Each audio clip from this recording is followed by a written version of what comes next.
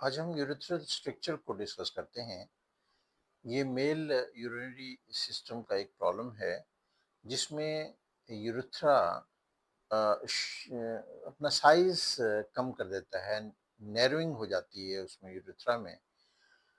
Scar tissue की formation की वजह से ये नैरोइंग हो जाती है और जिसकी वजह से यूरिन फ्लो में काफ़ी डिफ़िकल्टी आती है, रेस्ट्रिक्ट हो जाता है। अगर इसकी कॉजेज़ को देखा जाए तो जो कॉमन कॉज है वो तो इन्फेक्शंस हैं।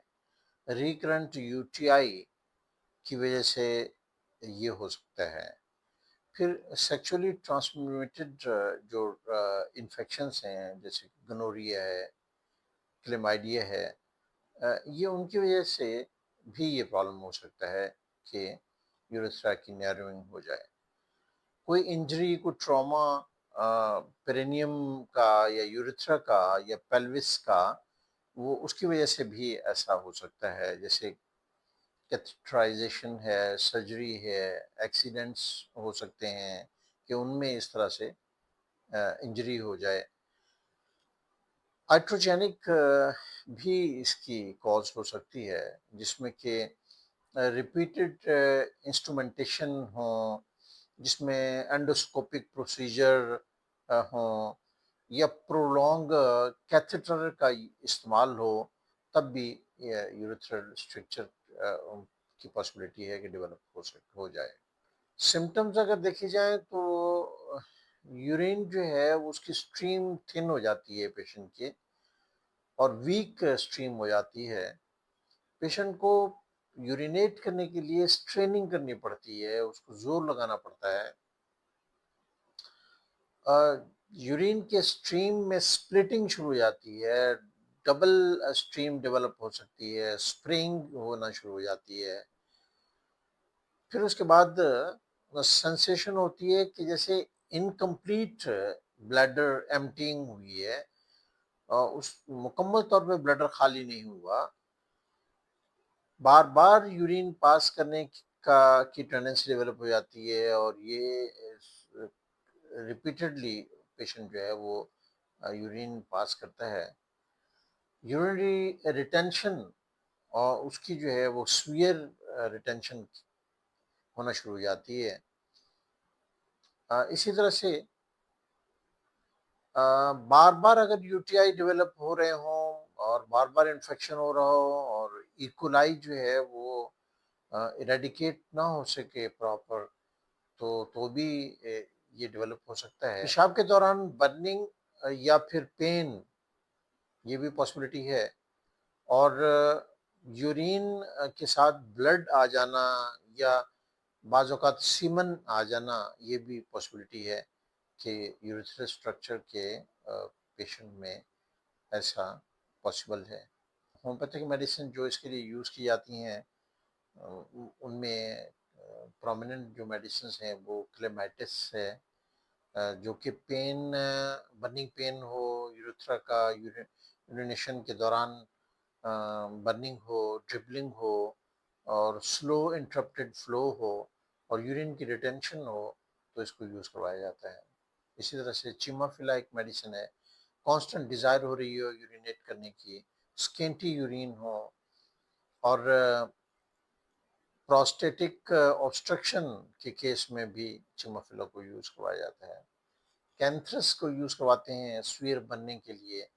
वो बर्निंग जो यूरिनेशन से पहले भी हो सकती है, उसके दौरान भी हो सकती है और उस यूरिनेशन के बाद भी हो सकती है बर्निंग। तो ऐसी सूरत में कैंथरस यूज़ करवाते हैं। फ्रीक्वेंट अर्ज होती है इसमें यूरिनेट करने की और इन्फ्लेमेटरी केसेस होते हैं, उसमें ज़्यादातर ये होता है।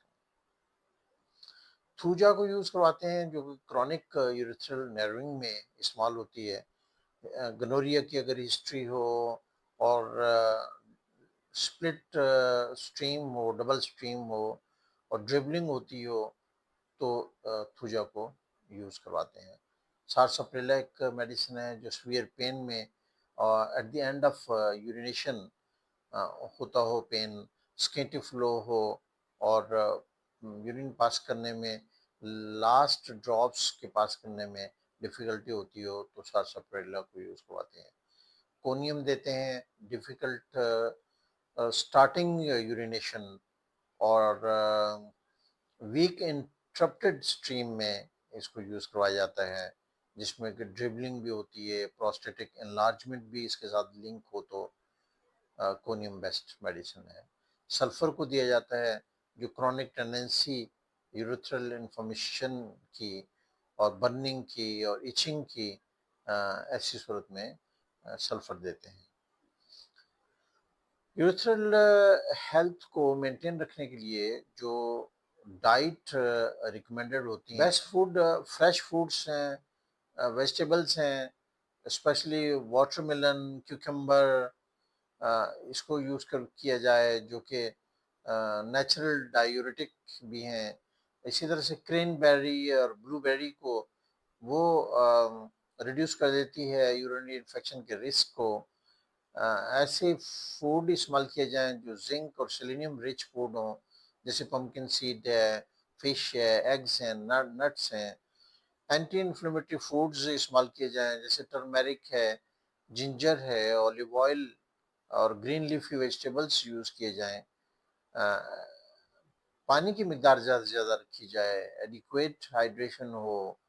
जो फूड अवॉइड करना चाहिए, उनमें स्पाइसी फूड है, चिलीज़ हैं जो कि बर्निंग करते हैं यूरिनेशन में। एक्सेस कॉफ़ी ना ली जाए, टी ना ली जाए, अल्कोहल ना लिया जाए, ये ब्लैडर को इरिटेट करते हैं। कार्बोनेटेड ड्रिंक्स ना लिए जाएँ, यूरिनरी डिस्कम्फर्ट पैदा करते हैं और उसको वर्सन भी करते हैं। और सॉल्ट और ऑयली और प्रोसेस्ड फूड को अवॉइड किया जाए। पेशेंट को ऐसा लाइफ़स्टाइल रखना चाहिए कि जिसमें वो ज़्यादा देर उसे यूरिन होल्ड ना करना पड़े। वो अपने टाइम पे जैसे ही यूरिन की अर्ज होती है, तो वो पेशेंट जो है वो यूरिन पास करने के लिए फ़ौरन चला जाए। अ, पेशेंट को जो है वो सेफ सेक्स की प्रैक्टिस करनी चाहिए ताकि यूरेथ्रल इन्फेक्शन को प्रिवेंट किया जा सके। अननेसेसरी कैथेटराइजेशन या इंस्ट्रूमेंटेशन को अवॉइड करना चाहिए। रेगुलर फ्लो इसको जो है ना रेगुलर फॉलोअप्स देने चाहिए और बात सूरतों में वार्म वाटर जो है उसका उसकी सीटिंग जो है वो काफ़ी डिस्कम्फर्ट को रिलीफ पहुंचाती है।